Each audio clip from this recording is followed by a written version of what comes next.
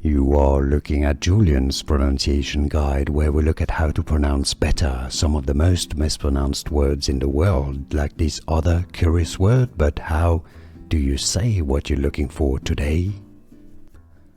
Let's learn how to pronounce these two words, the name of the country and the name of, and the adjective that says something or somebody is from that country. The country itself is pronounced Belgium.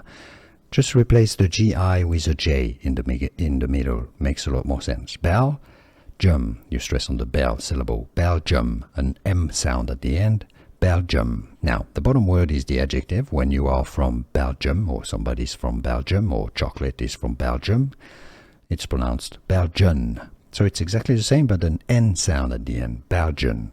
As in Belgian chocolate or Belgian Malinois, the name of the dog from Belgium.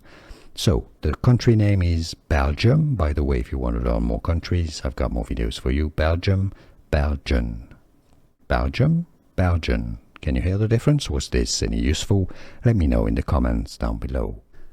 Here are more videos on how to pronounce more confusing words and names too many mispronounced. Like this video if you found it useful. I appreciate your support. I'll see you soon and thanks for watching.